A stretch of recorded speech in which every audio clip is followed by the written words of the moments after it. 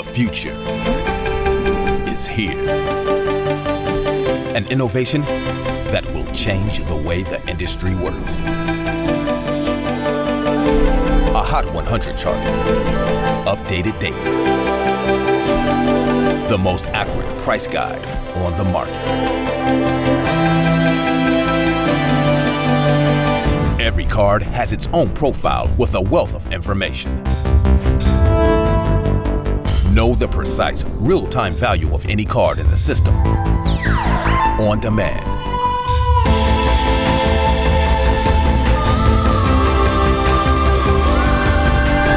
You now have the power to unlock the secrets of the hobby.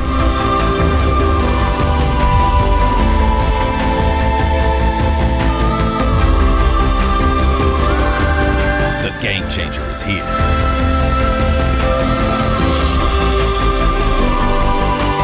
Card Ladder. Welcome back, hour two. Dude, I still have a million questions, by the way, from people. Good. Yeah, we've just been growing pretty steadily every week, I feel. Dude, let me just, I know this is chill hour. Let people come back in for a second here. Class this time. So I have Greenwood, apparel.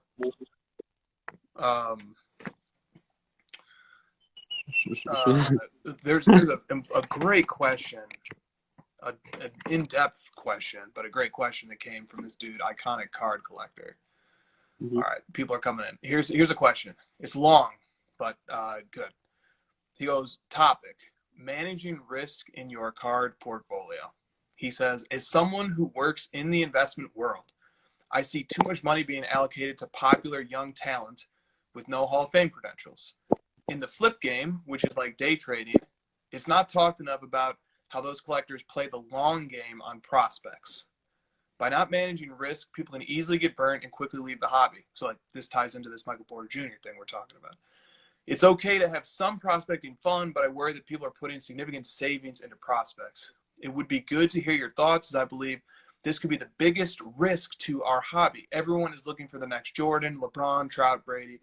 So some of those players, so you should just have some of those players in your PC. An asset allocation or diversification tool could be a nice feature to add down the road to Card Ladder for its collector insight. So I really just wanted to read that comment because it was so much was on point there with what he said. You know, you want the next LeBron, the next Trout, get the real one. Get the one who's already there. Right? Like, yeah, his question was the answer, man. We talk about that probably more than any other content on the internet, right? Like no one is talking about it nearly as much as we are.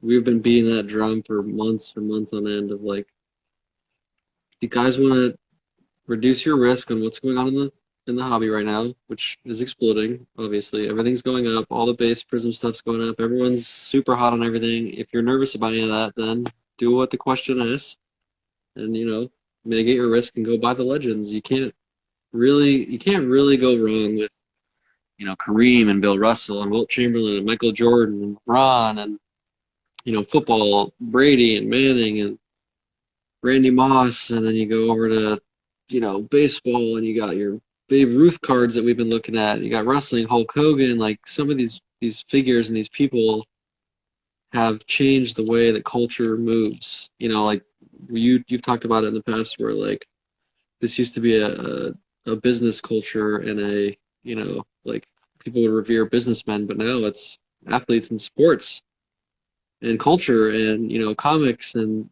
TV and all these different things. So like people are seeing that and feeling that where they're moving some of their money into these iconic things. So moving it into someone that hasn't proven as much and, has only done it once or twice. I mean, Chris, I love you, but Luka has one playoff win and LeBron has 157. So like, and the market cap of the Luka base prism is almost the same as the LeBron Topps Chrome. So it's like, diversify, buy some LeBron if you're worried about that. Don't spend $500,000 on a white sparkle PSA 10 Luka and go get a Topps Chrome Refractor LeBron rookie where, it's like. Dude, yeah, and that's what this guy's getting at here is like,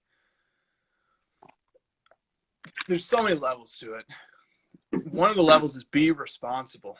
Do not go all in on a prospect. If you want to have any longevity in the hobby, don't go all in on a prospect. Have fun with the prospect. So like, what's up, Rodman? Rodman asked, who asked this question, was Iconic Card Collector. That's his Instagram name.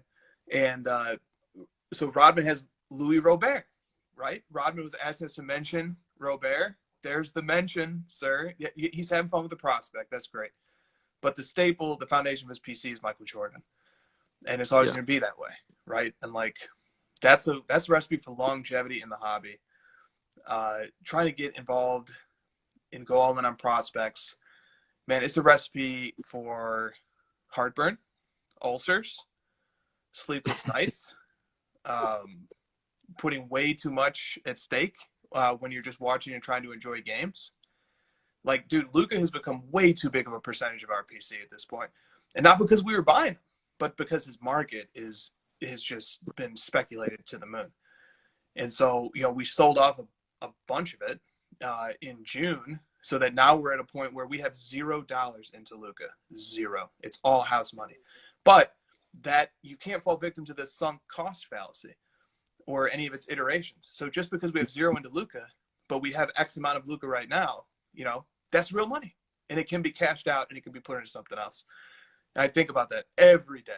I think about that every single day. Is like, man, I need to move back into a bigger percentage of my PC being Michael Jordan or a GOAT. You know what I mean? Yeah, it doesn't get any safer than Michael Jordan, man. You know that. I think so.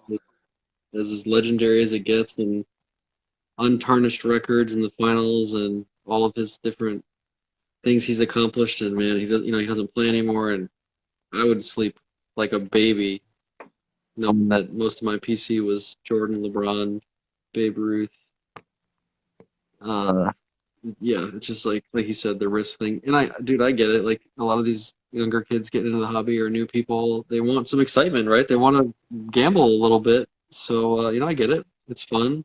I think the important thing to point out is, like, if you had like a financial advisor in stocks, he would not be telling you to dump all your money into some risky penny stock. He would be telling you to buy, half and, like, establish S&P 500 stocks, maybe 25% international risky stocks, 25%, 10% American, risky stocks. So, like, it's kind of the same thing here, right? Like, have a staple of half your PC is Jordan or something like that. I mean, this football thing I'm doing, I'm not selling my big LeBrons and like cashing out and spending all my money I've ever made on football. It's a little bit of a riskier play, and it's a little bit fun to like prospect on it. So I'm doing it.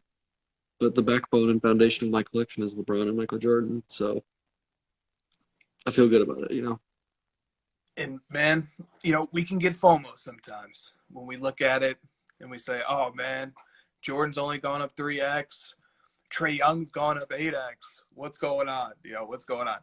And if guys want to play that day trading game, go for it. go for it. But don't be the one holding the hot potato. And don't believe everything you see either. Because there's two sides to the market. There's the side of like, hey, this is what stuff has been selling for. And some number of those auctions never get paid. You have to know that. And then you also have to think about how much stuff never gets sold. So, look, I see the Real 27 guy, Adam, just joined.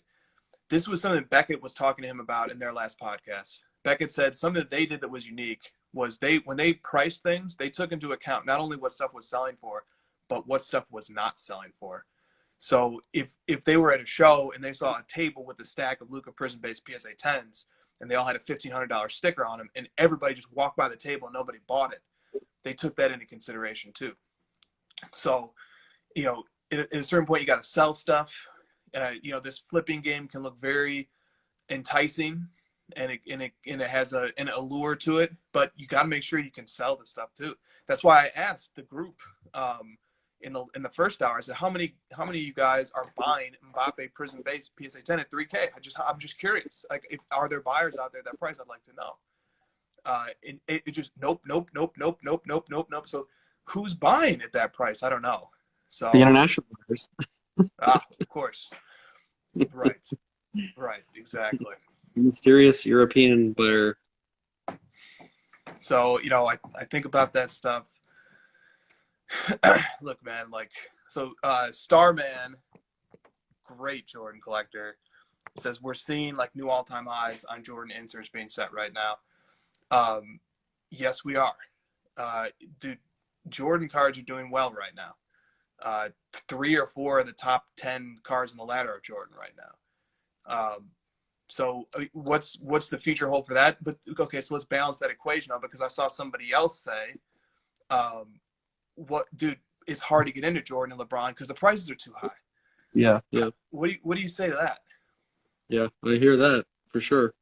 I mean, the quick response is like, not all of their stuff is expensive. There's still stuff to be found. Second is like, if you're someone saying that, I'm guessing you probably have a lot of this stuff that's been hot, and you probably made a lot of money from it. So like, sell some of that stuff and use those profits. And you and I are like actively advising people to do that we know that have came into this game, in the last couple months, and they've made a lot of money on some base cards, and we're advising them like, dude, sell some of that stuff and go buy something real nice, like one real nice piece that you feel comfortable about. Like if I had 5 Luka PSA 10 base Prism 2 weeks ago when they were $2,000, I would have sold all 5 and bought like a really sweet PSA 10 Jordan insert for $10,000, and it's like, boom, that $10,000 is going to be 12 in a year, and those Lukas, we don't know.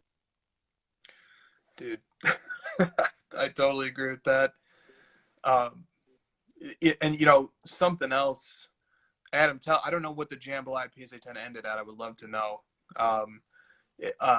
Something else too, like, okay, so the big thing last summer, I remember coming out of the National, everybody who was starting their YouTube channels at that point in time, there was a big influx of content creation. Everybody wanted to pick prospects.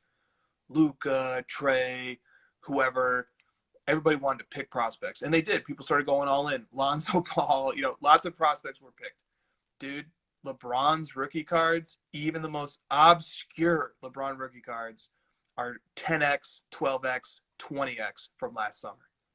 So, and everybody was so scared. Like, I don't want to go into LeBron, that his market's already set, and it's already as high as it's going to get. And like, no, it wasn't even close. The hobby wide surge has to be accounted for.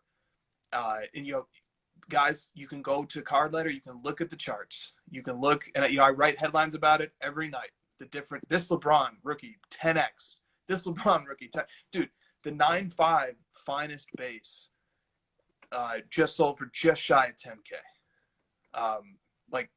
So the fallacy out there that like there's no upside in great players, completely false. We don't even need to talk about Kobe. But there's mitigating circumstances, extenuating circumstances there. But Kobe was going up either way. Kobe's cards were getting super hot. Jordan's 96 Chrome base PSA 10 has 26x'd since last summer. So it's a fallacy to think that it's just these prospects and these short-term guys who are going up. It's not the case. Yeah, someone said that. He said that the Jambalaya did 42,000. The freaking Luka White Sparkle did 42,000. What crazy person is buying a White Sparkle Luka over a Jambalaya PSA 10 Michael Jordan? Insane. Okay. It may have ended higher. He saw it at 42 with the premium, without the premium, pre-premium. That's a trick too when you're looking at golden auctions. Before the auction ends, it shows the price pre-buyer's premium. After it ends, the buyer's premium gets attached. Just to know. KMC Card says, with things going up 20x, is it possible for cards to go down 20x? Just look. I like that question. I like the question because there's no content out there talking about the people and the players that have gone down in the last 2 to 3 years. It's only about all the people going up. And there are definitely players out there that have gone down, and I feel like we should do more of bringing light to that, like, people that bought Man, I thought Lonzo Ball would have gone down. I can't believe he's gone. I'm trying to think of someone else, like some guys that have been like Karl Anthony Towns or Andrew Wiggins. There's a lot of players for sure that like, people were super hot on them. Early Ben Simmons, where it just like hasn't panned out, or people have moved on. They moved on to Luka and Trey, and like that rookie year kind of like before that has kind of dropped off. And the question, I guess, more is high level is like, if we've 20x the whole market, can we 20x down? That would require a lot of people to leave. And the only way that happens is people getting burned or feeling unstable with the market and the way it's moving, or they move back into stocks or something. So I don't know if it's going to 20x, anytime soon or rapidly. It could if we get into a situation where we have like a big mass exodus through some sort of bubble or overprinting scenario like we had in the 90s. But I don't know. What do you think? Oh yeah. The thing that drives prices down faster than anything else is a flood of supply. We talked about this in hour one.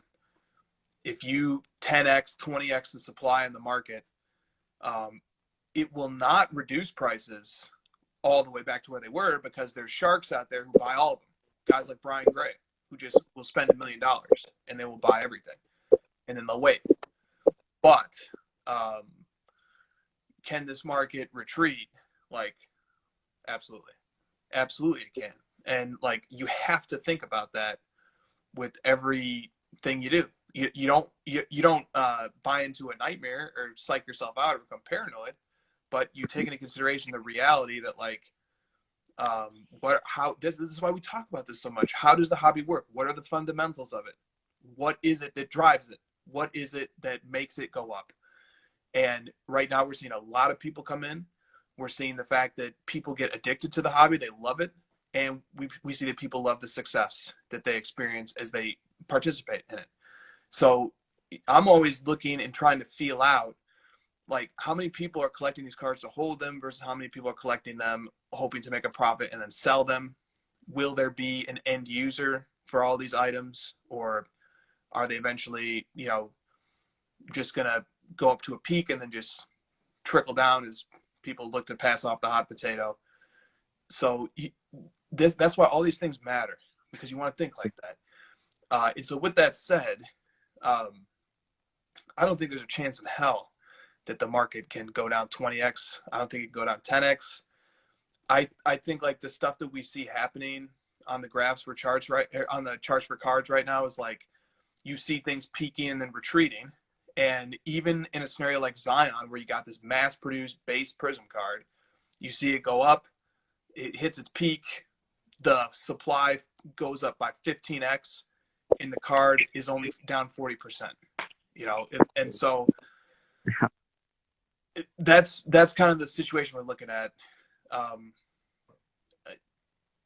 No, I don't think. Will the 96 Chrome Jordan went up like 26x. PSA 10 went up 26x from last summer to this summer. Could it go back down 26x? Highly, highly doubt it. Highly doubt it. Yeah, I mean, if you go back to the junk wax era, the reason that it happened and the reason everything went down was because of the just overprinting and the supply. So you can apply that history and logic to today, where if that does occur, it's going to happen. The first wave that it's going to happen to is things with high supply. Things that are readily available, things that people feel they can sell first and not be missing anything. And the stuff that's going to hold the best is the more rare stuff, the legendary players, the stuff people actually want to buy. Because if you think about what you want to invest in, and you've hinted at it a couple of times, but who's buying this stuff? Think about, like, if you're going to buy something and then you want to make money on it and sell it in the future, think about your potential buyers at that point. If you're hoping to create a market in a different country that you don't know about, which is what I feel is happening with soccer. I could be wrong. If you're saying that, like, I think, a whole country of people is going to get into something, that's a lot of risk for you on something that you can't control at all. But if you're thinking is like, well, I'm going to invest in LeBron because I think he's going to go to the Hall of Fame. I think he's going to do great things off the court at the end of his career. Those are like things we know is going to happen based on history we've seen. He's already going to the Hall of Fame. We know a lot of this stuff already. So, And you figure like, oh, as his fan base grows from people that watched him when they were kids and they get money and they get older, like these are like real scenarios that are going to play out where you could say like his collector base is going to grow, potential buyers will grow. But if you're thinking, oh, if I'm selling to someone who's going to buy Luka PSA 10 Prism, it's again, the people you're selling to at this point are people that they want to make money off of you selling it to them. So eventually, someone's going to have to want that item in the long term. Exactly. Okay, so the Jordan with buyer's premium, the Jambalaya, it looks like it was $50,400 PSA 10. That's a astonishing all-time high for that card. Wow. Seems cheap compared to some of this other stuff, dude, honestly. Yeah.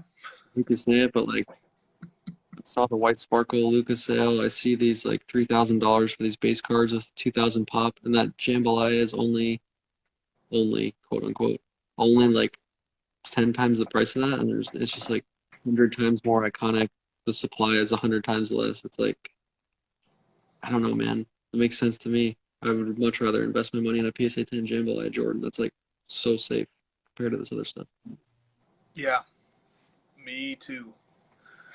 You know, I also want to put, it's just my taste, and it's also the way I look at the market, the way I look at what I think is safe and what is risk averse.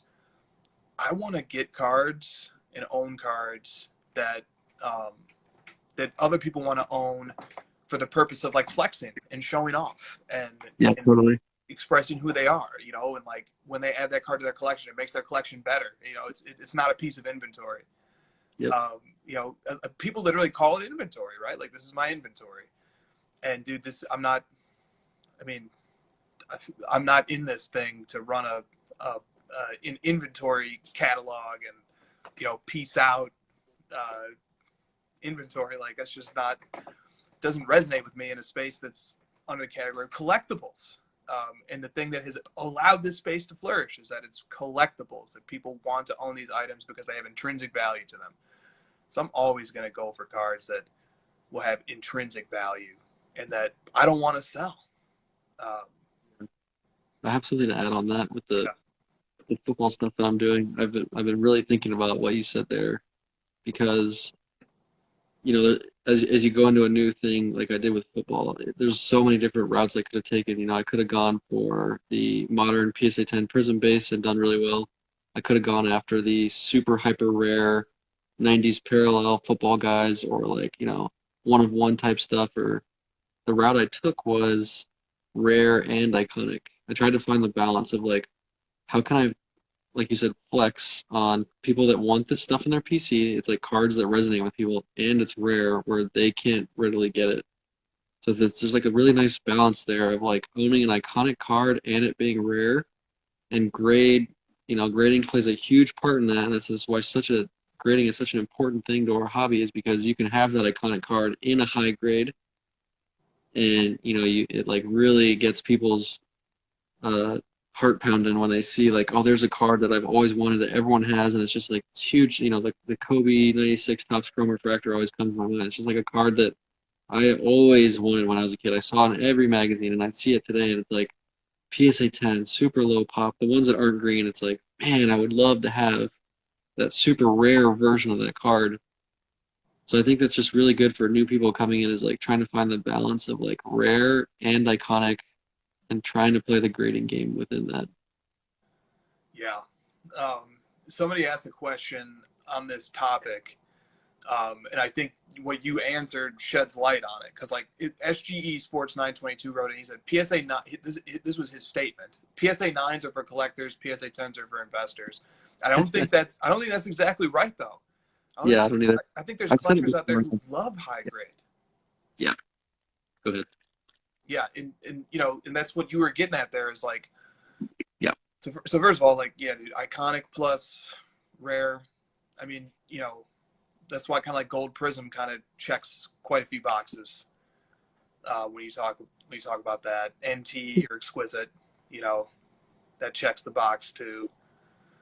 So yeah, I wanted to bring that question in.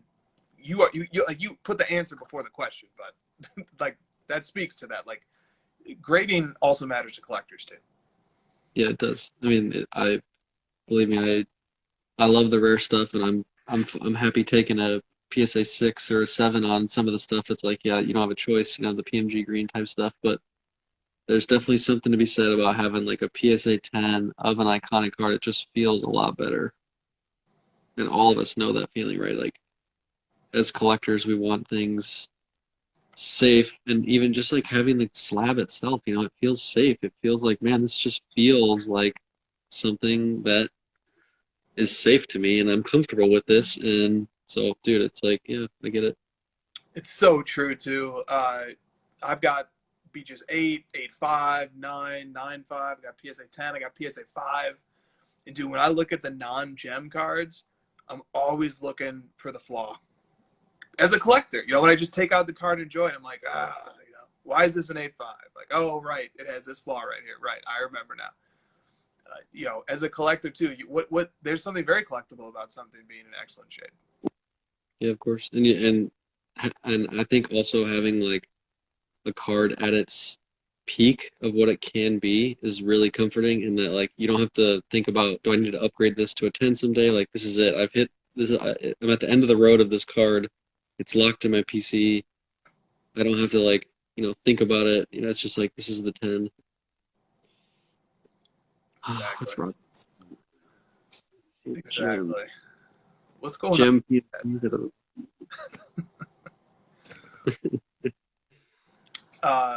dude, so some questions came in about this, because look, this is a nice hour two topic, even though it's a serious topic. We don't have to go too hard on it. 90s b-ball cards, Jake wrote in, and he identified a specific incident, but I'm going to generalize it. He said, what do you guys think about the hobby harassment of content creators on YouTube? And then like a related question came from Cooks LLC. He said, how do either of you handle criticism in the hobby? Do you have any thoughts? I do. This is easy. I've been getting criticism for a long time. There's like a few accounts that I know that he's talking about that have like pestered me for years. And I told this to Jake. Fucking ignore him, guys. Those guys that do that to you, that pester you, are they've got issues, right? They've got something going on. If they're spending time out of their day to come harass you, that means they got something going on wrong with themselves. And it's not going to do you any good to fight back on them, because they're just going to get more angry. It doesn't do you any good to engage with them at all, really. Just go find someone that enjoys your content and lean into those people. Like, find people that give you positive feelings, like find someone.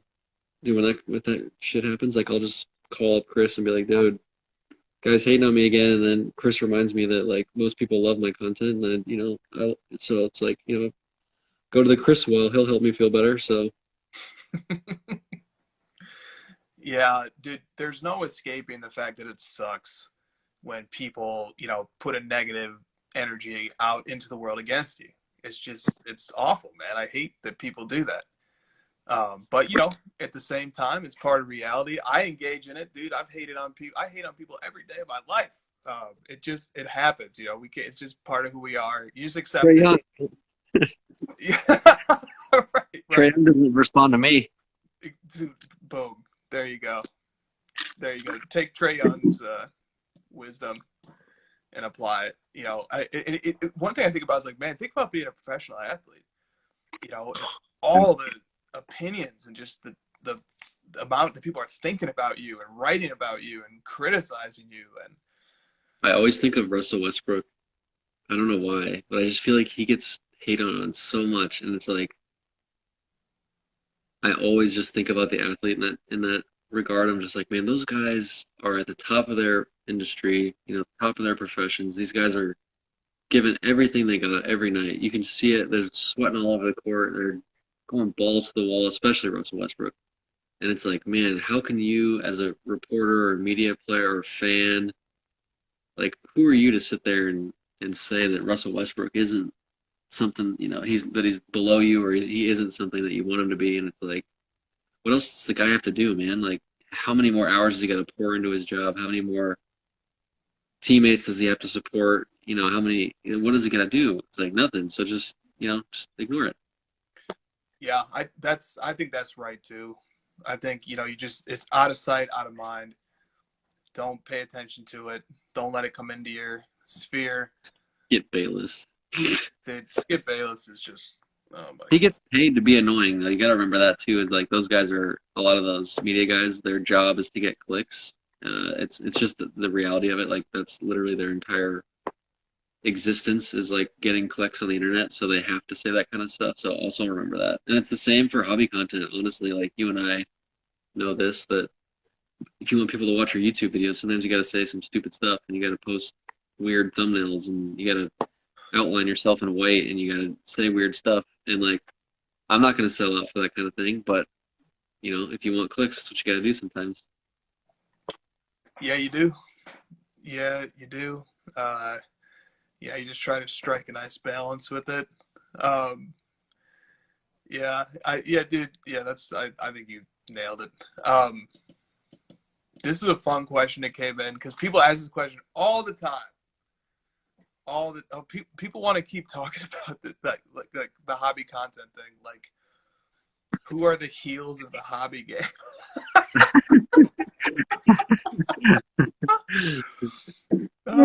Just leave that one on. No comment. Paulo Pratienza. People ask this question all the time, so you probably answered this question a million times. What is the next PMG? Oh man, I'm not. You know what? It's who's the next Jordan LeBron? It is Jordan LeBron. Just go buy them, man. Just go buy the PMGs. There's a reason those cards are sick. Nice. I don't know. I don't really like that question.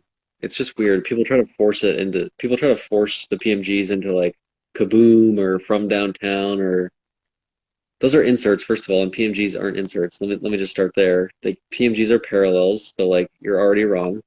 Uh, what inserts maybe if you want to talk about that? The next PMG and Ruiz and stuff. I don't know. I feel like those cards came out of a time when there was a premium on the art and on the actual design and like production of the cards and the actual technology that went into it. And today there's less of that, so I don't know if it'll ever be replicated again. There's a lot of cards today that I think are good looking, and I always thought Galactic maybe was one of those. Like I thought Galactic had kind of that 90s feel. Yeah, the Nebula, someone called out. I like the Nebulas. There's a couple cards that like strike that same kind of feeling. But there's something to be said for like people are always going to want the original of something. Like once you figure out that you like something, you want to know who was the first one to do that, what was the first iteration of this, so that you're never really going to be able to beat the PMG. Yeah, and there never will be another PMG for the reasons you just said. And the PMG wasn't even the PMG at first. Like, let me send a shout out to Josh Keane, who paid $600 for a Michael Jordan PMG Red straight out of a pack pulled from a store. It took long time, decades. The MJ PMG Green was a $5,000 card in 2007. It took a long time for the PMGs to become the PMGs. There won't be another PMG. But if the question really is saying like what's rare and iconic, how do you get that combination? I think you just answered that question not long ago. So, but for so 92 Junk Wax is the 1-of-1 Nebula. That's what I think, man. I love 1-of-1s. I think there's so many 1-of-1s that they're actually a lot more common. Like I'm talking like 2018, 2019 products. They're a lot more common than it seems. And it's a great way to capture some of Panini's best designs and combine them with rarity. You got a 1-of-1 of everything. Every base card, every insert, there's a 1-of-1 of your player. So, I like 1-of-1s as the modern, attempt at capturing aesthetics plus rarity. Yeah. Yeah. You can't really flex with 1-of-1s though. Well, we'll see. I'm gonna try and flex with 1-of-1. We know somebody who flexes the hell out of a 1-of-1. There's just that like, oh great, you got the 1-of-1, I can't have it, so like I guess you win. Yep. Yep. No, that's true. The 101, that's the issue with the 101. That Like the 101 second year guy. That's your thing. dude, I do like them. I do like them a lot. Let's see what else. We had so many questions come in today.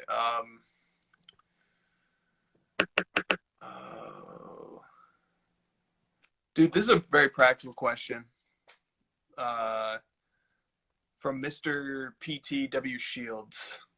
What he says, what can you tell me about storage of cards, especially when it pertains to temperature, humidity, stuff like that? And like, I don't know so much about that. I just know that I keep cards in the dark, light exposure. That's a really easy one, but people might not realize that. If you have light hitting your cards, they're going to fade, and the color's going to go bad on them. So like, you really should not be displaying cards, as much as that sucks. If you have autographs, those will fade. Don't display them. And temperature and humidity, obviously you don't want them to be around too much humidity. You don't want them to be in too hot or too cold a temperature, but I wonder if you could shed any light on that topic. Yeah, same thing. The humidity thing, I guess for me, the humidity thing is more about taking the card out of its enclosure-ment at a decent interval of time. So like, don't keep it inside of a safe or inside of a closed box for like 3 months straight. Like, open it up sometimes and like let air into it. Obviously like graded cards are the best protection. So like grading your cards is big. Penny sleeves, top loaders. I don't like magnetics personally. I think they are too close to touching the card for my comfort. I like to have the sleeve and top loader combo more. I think it's safer. Storing it at a bank would be nice. Safer there. Safe at your house if you have it. Boxes out of the light. I don't know. Sure. Good. Yeah. Just you can never be too careful either. Keep your cards in good condition. You will be glad you did. You can damage a card so easy too. I'm visiting family right now. I got a new card in the mail. It was mailed in a one touch, so that sucks. And because the card's moving around, and I showed it to my mom, and she starts shaking it around. She's like, "What's this? Why is it loose in there?" And I'm like, just I don't know. You gotta be careful with the cards. Don't let your mom hold your cards. I guess that's part of the lesson there. You gotta get it to that sleeve top loader right away. Dude, right away. And then grade it, like you said. I grade a lot of stuff. I just grade it. I don't want to think. I used to like not grade cards because I thought it was impure, but man, it's a lot safer. Yeah, it is. Yeah, it is. Yeah, the grading, that's just a deep rabbit hole. What's up? It's 80 people on Saturday at 1 a.m. Central Time. People just going hard. Throw some comments into the chat, and if you got a topic we can talk about, inject it in. Maybe the chat will spawn something here. Anything PC needs to be graded. That's how I feel too, personally. That's how I feel personally too. I spread them out between home, work, and the bank. Nervous, man. Talk about spreading the risk. So you got different stuff at different locations just in case one thing happens to one of the locations. Yes, silica gel packs absorb humidity. That's a great. I actually have a silica gel pack in some of my boxes. That's a great one. Good call, Starman. We got some vets in here now helping. I love it. Love it too. PSA wait times are too long. 3.9 million for a guy that has one playoff hit. Good luck to you guys. Dude, it did it. Adam, did it eclipse the reserve? I saw that there was a reserve set on that card. What? Yeah. The trap. Dude, I was thinking about this. I was talking about it with a buddy with the baseball stuff, and Trout basically gets a pass, for all team success because it's baseball, and I get it. But like, wouldn't you want to invest in someone that's like in the pressure cooker and like you see how they react, as opposed to investing in someone that like it doesn't even matter if they ever have pressure in their entire career, like I mean, let's be honest. He's never even come close to the pressure that LeBron and Jordan have faced in their career, and people are paying more money for his stuff. Seems crazy to me. And it's not his fault. His team sucks. Well, maybe he should have signed a contract with a better team. I don't know. I feel weird about that. Is that it's not his fault, so I can't like get mad at him, but it just seems odd to me that someone would spend that much money on someone that has never faced pressure. Not it's hard to disagree. Hard to disagree with that. So what happens if Trout just continues at this level for 10 years, never wins, and never wins a World Series, and just retires? Like I don't know. I don't know enough about what baseball collectors value. If they would. Yeah, it's all about stats. I guess it's hard for you and me to relate because we're used to like the playoffs right now, dude. I'm like literally sitting on my floor, like panicking, watching these games because I'm just so. And it's like, what are you gonna do watching a Trout game? You just like, oh, check the box score at the end of the game. Oh, 3 for 4 again. I just always am like, I'm buying into the like excitement of the sport and like the pressure that comes along with it, and I'm just not getting that with the Trout cards. Is it Karl Malone of baseball? Karl Malone was in like some serious games, man. He was like playing Jordan in the finals, like huge like moments in his career. Like someone tell me Trout's best moment. What's his like most memorable feat and or moment in a sports game? It's like a single up the middle in a random game. Do you remember that single up the middle, man? Seriously, like Game LeBron, 112? Jordan and LeBron, we can rattle off playoff games and finals appearances and the block, against Iguodala in the finals, and Jordan hitting that jumper to win Game 6, and it's like there's all these crazy, catching a pop fly. Like, come on, why aren't Robert Ory cards worth more? I'm not saying that it's like all team success. I'm just saying like baseball sucks. I didn't say baseball sucks. Dude, I'm trying to. Baseball is a terrific sport to play. I absolutely love playing baseball, dude. I love playing wiffle ball. How about that? Could we get the wiffle ball card market going?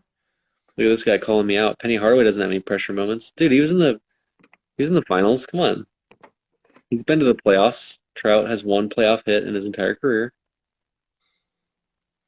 His highlight is a $3.9 million card sale. Yeah, but it happened. Basically, we'll just round up here. $4 million paid for a Mike Trout baseball card. Sweet. It happened, dude. Robert Ory. I love that one. Baseball is very boring. I'd rather buy Mookie Betts than Trout. Center fielder, American player. All right. And people are like, oh, he's Mickey Mantle. Didn't Mickey Mantle win championships? I might be wrong on that. And like Derek Jeter, that dude's like known for his playoff success and like his ability to rise up in the clutch. What's the basketball equivalent of that Trout? Trae Young? Trae Young, White Sparkle. That's a good question. I don't know.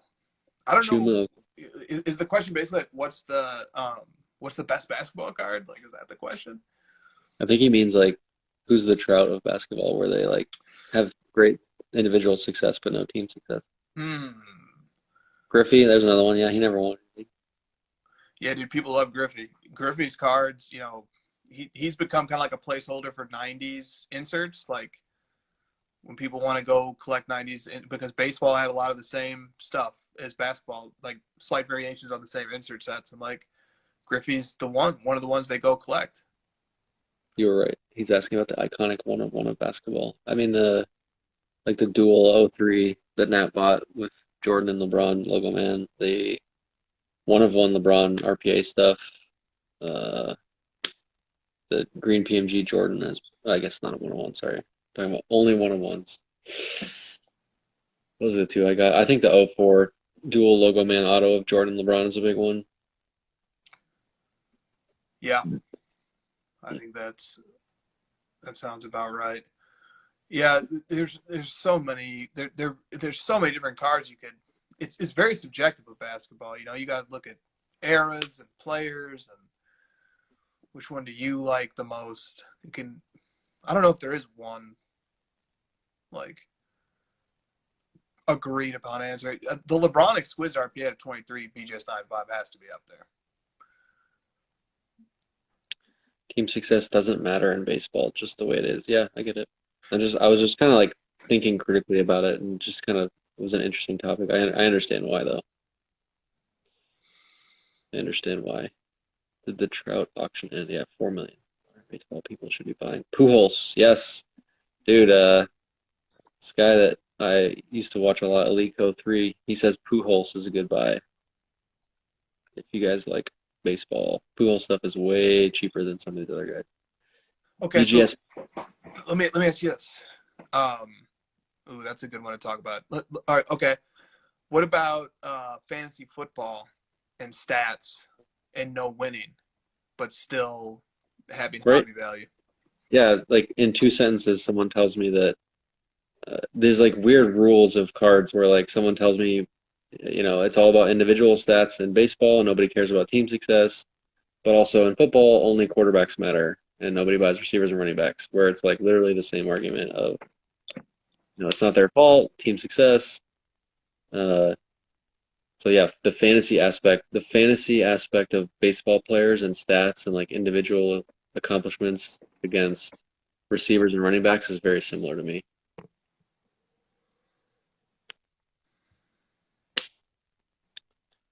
Very good comparison. I'd say so Dirty Vegan says I'd say a BGS Black Label 86 Fleer Jordan would go for 7 figures. Does a Black Label even exist? I think there's like 3 gold label pristines. I don't think there's a Black Label. I remember adding this card on the recommendation of Frankie, the Jordan BGS 1086 Fleer. And Frankie had done like immaculate research. He had tracked down every time it had sold. The pristine? Or I'm confusing it. He had done that for the 84 star. Someone said there's 6 BGS 10 pristines and 0 Black Labels on the 86 Fleer. That sounds right. That does sound about right. So, okay, so like as we're in here, I'm seeing these group chat drop downs happen, and everyone's talking about this trout, this $4 billion trout.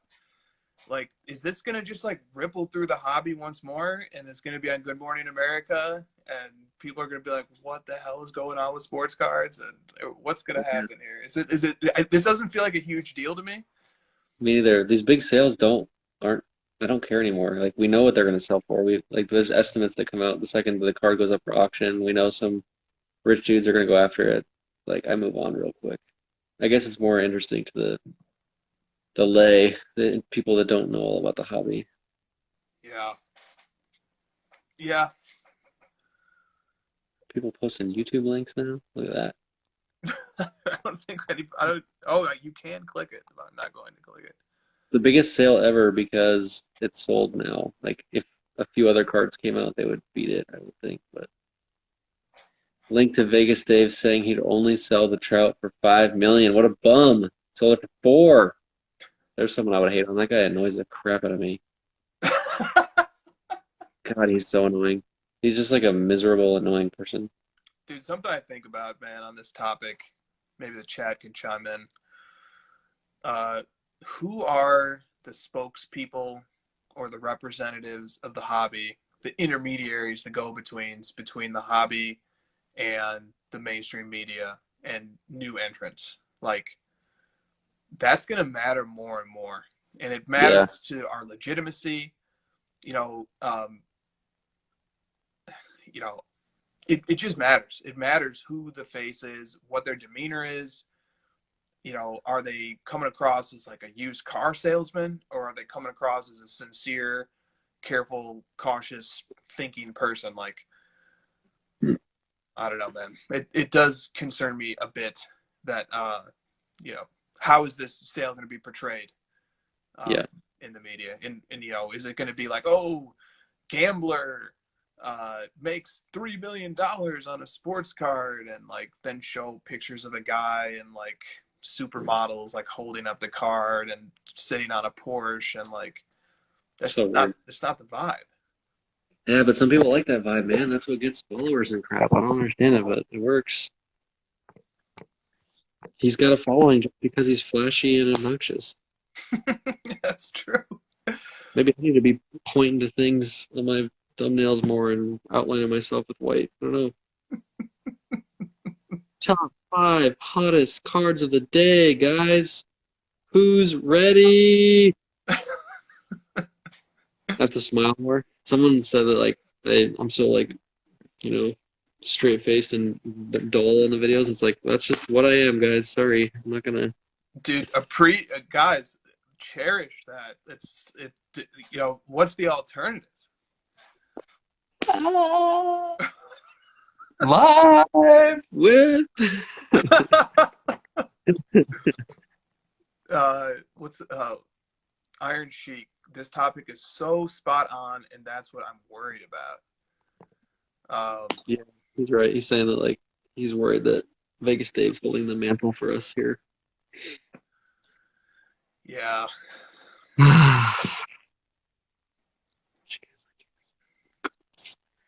I'm heavy on MJ a little bit. I definitely have exposure to other guys in other sports. Curious how you guys like to approach it. Diversify. Yeah, just take some of the money and go risky if you want. If you've got a lot of the MJ, LBJ, Kobe stuff, just take some of it and spread it out. Live from Investicard, please do a parody of yourselves. Oh God. I would love to do an impression of Chris if he's going to do one of me. That'd be pretty funny. I don't have one. I'm terrible at this, but you can do it. I don't have big enough words to say. Dude, I did a rant like 2 weeks ago, and someone commented right in the middle of it, nicest rant ever. I said, okay. Need to set my rant game up. You do. I said that to you after. I was like, your rants are sick too. Rant game plus. Live from Investicard. Yeah, well, we'll see how this Trout card circulates the news circuit. Any 90s football inserts you recommend checking out? Dude, Yamlex, hit up the guy who just commented right after Robin PC. Same as basketball, though, in general. Yep. Dude, that was one of my favorite. Dirty Vegan. That was one of my favorite moments. I know. Yes, dude. I talk about that. I think about that all the time. Dude, these are Christmas lights, by the way. Christmas lights in the middle of summer. Iron Sheik. If you guys hear of cricket cards, let me know. Dude, tell us who is the LeBron of cricket? I need to know. Come. Turn them on. I should have had them turned on. Investicard was in the news. Collecting Tebow. Okay. I got one Tebow. Let me screenshot this answer really quick here. Sachin Tendulkar. I actually know that guy I've heard that name because I work with quite a few people who like cricket in my job, and I hear that name every once in a while. That's hilarious. Dude, we're joking around. Watch his prison base. Does he have a prison base? Is there? Dude, Sachin Tendulkar. If that dude has a sick rookie card, I'm all over it.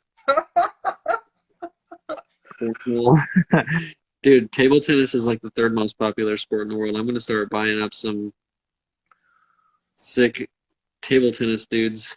Dude, I think a group of 100 people could be rallied who would buy into the idea that table tennis is a great investment. I'm trying to find a Roger Federer rookie. If anyone can find the 2003 whatever brand that I don't remember now, Elite out of 500 PSA 10, I would love to buy that card. I can't find it. That's the only like rookie card I know that he has that's rare. And his rookie year was like not 2003, so that's what you get. Forrest Gump. Dude, people are like frantically searching Sachin Tendulkar.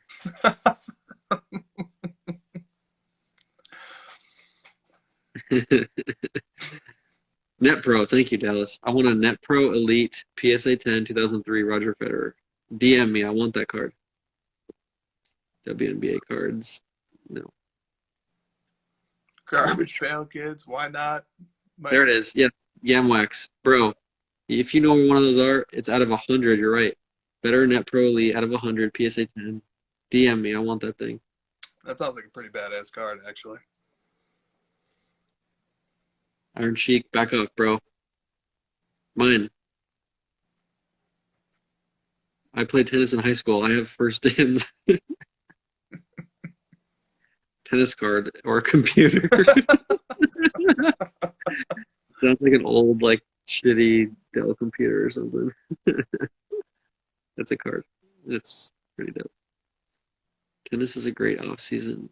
Dang, I just ruined my chances of getting it. Yep. Better is dope. Wait, I have a Net Pro Elite with a 100 terabyte hard drive. Sampras autos. We got only like a couple more minutes. It's really degrading here at the end. Hockey. All right, let's give this guy a shout out. He's asked about hockey a bunch. All right. I don't know. Hockey. I don't know anything about hockey. Know this much. Go talk to Jay Lee Cards. He'll help you out. He will help you out. He helped us out. He gave us like tons of great hockey cards to track. But I don't see the young guns and stuff like. I've seen Gretzky. Gretzky's been moving up. His OPG and his Topps rookie card have been moving up. But I just don't see hockey moving much. Yeah. And maybe that's a sign that hockey's undervalued right now. Oh, you making picks, bro?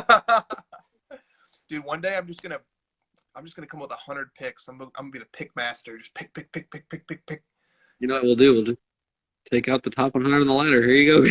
Just recycle that content. Exactly. Ovechkin Cup RPA. The cup. The cup is probably pretty cool. I've seen those cards. Pretty cool. Yeah, people love the cup. We need more football cards, bro. We don't have enough. Dude, yeah, I'm working on it too. People need to submit more football cards also. If we get a season, man, I'm telling you, that stuff needs to be in there. Yeah. Play top.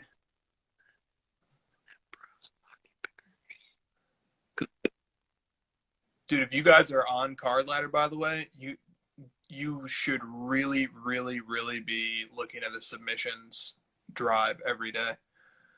Like every card that comes through here, like not every card, a decent number of the cards that get upvoted through submissions. And like in order to get upvoted, you have to go through hundreds and hundreds and hundreds of cards. Maybe there's even thousands in here now to get upvoted. Like those cards that get upvoted are like almost always really hot cards. Mm-hmm. I mean, the search is going to be your friend there. Yeah, and please use search before you recommend one. I'd say 1 out of every 10 cards that like climbs to the top of the submissions list through upvoting is already in the freaking system. That's all right. Yeah, no, that is all right, but use the search bar.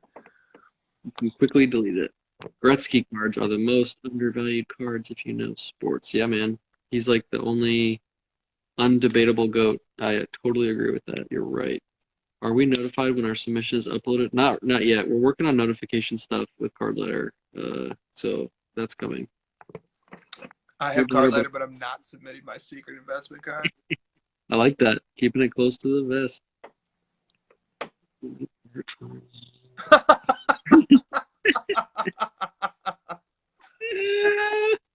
Yes, I couldn't come on.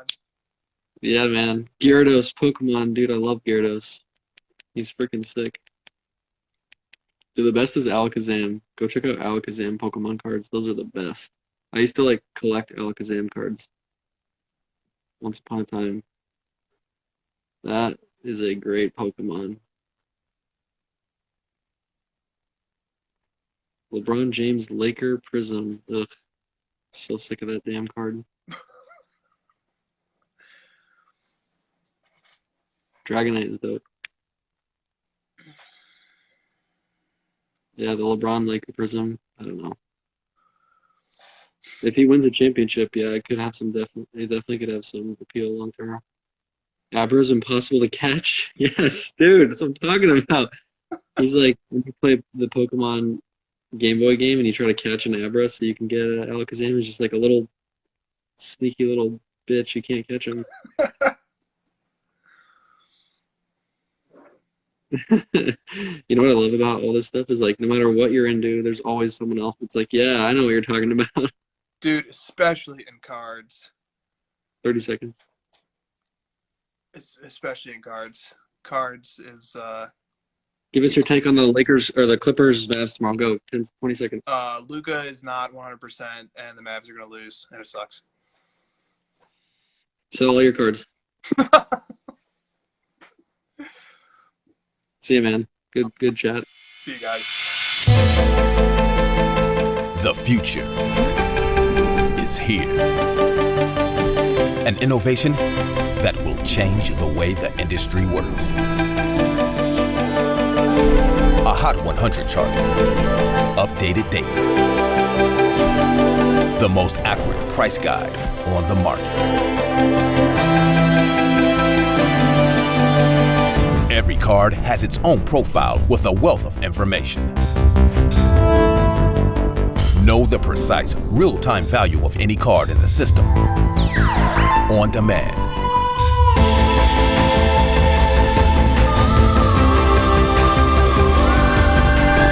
You now have the power to unlock the secrets of the hobby.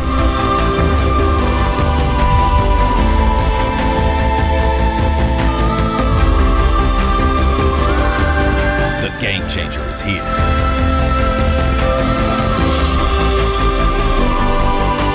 Card Ladder.